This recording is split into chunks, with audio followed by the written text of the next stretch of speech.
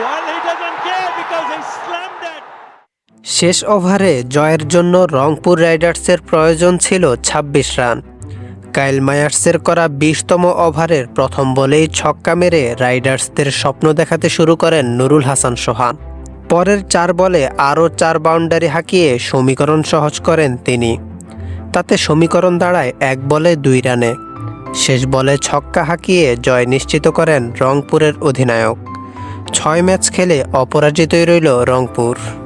সিলেটে টস হেরে আগে ব্যাট করতে নেমে ২ ওপেনারের ব্যাটে দারুণ শুরু পেয়েছিল বরিশাল। ব্যর্থতার বৃত্ত ভেঙে আজ রানের দেখা পেয়েছেন নাজমুল হোসেন শান্ত। উইকেট কিপার ব্যাটার হিসাবে একাদশে সুযোগ পাওয়া এই অভিজ্ঞ ব্যাটার করেছেন ৪১ রান। তার বিদায়ে ভাঙে ৮১ রানের উদ্বোধনী জুটি। শান্ত ফেরার পর আর বেশিক্ষণ টিকতে পারেননি তামিমও। ৩৪ বলে ৪০ রান করেছেন তিনি। এই ইনিংস খেলার পথে একটা মাইল ফলকও স্পর্শ করেছেন এই অভিজ্ঞ ব্যাটার। স্বীকৃত টি-20তে সব মিলিয়ে ৮,০০০ রান পূর্ণ করেছেন বরিশাল অধিনায়ক। রান খরায় ভুগতে থাকা তাওহিদ হৃদয় আজ শুরু পেয়েও ইনিংস বড় করতে পারেননি।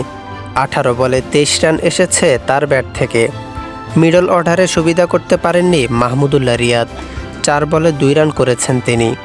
তবে এদিন ব্যাট হাতে রীতিমতো ঝড় তুলেছেন কাইল মায়ার্স। এই ক্যারিবিয়ান পেয়েছেন 50-র দেখা। ১-৪-৭ ছক্কায় ২৯ বলে অপরাজিত ৬১ রান করেছেন তিনি। তাছাড়া ফাহিম আশরাফ করেছেন ৬ বলে ২০ রান। বড় লক্ষ্য তাড়ায় শুরুটা ভালো হয়নি রংপুরের। ফর্মে থাকা অ্যালেক্স হেলস আজ সুবিধা করতে পারেননি। ইনিংসের দ্বিতীয় ওভারে সাজঘরে ফিরেছেন তিনি। তানভীর ইসলামের বলে স্ট্যাম্পিংয়ের শিকার হওয়ার আগে ৩ বলে করেছেন ১ রান। শুরুর সেই ধাক্কা সামাল দিয়েছেন তৌফিক খান তুষার ও সাইফ হাসান। ভালো শুরু পেলেও ইনিংস বড় করতে পারেননি সাইফ। ১৯ বলে ২২ রান করেছেন এই টপ অর্ডার ব্যাটার। আর তুষারের ব্যাট থেকে এসেছে ২৮ বলে ৩৮ রান।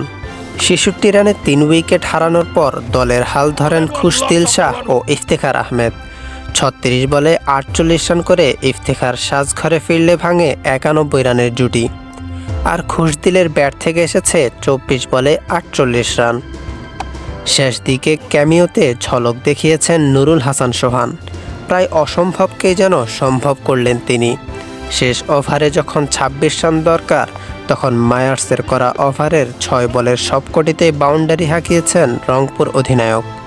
শেষ পর্যন্ত ৭ বলে অপরাজিত ৩২ রান করে দলের জয় নিশ্চিত করেই মাঠ ছেড়েছেন তিনি। ক্রিকেটের সব খবরাখবর পেতে আমাদের চ্যানেলটি সাবস্ক্রাইব করুন। আপনার ভালো লাগা খারাপ লাগা আমাদের সাথে শেয়ার করতে অবশ্যই ভুলবেন না। আপনার গুরুত্বপূর্ণ ফিডব্যাক আমাদের পথ চলাকে সুগম করবে। ধন্যবাদ।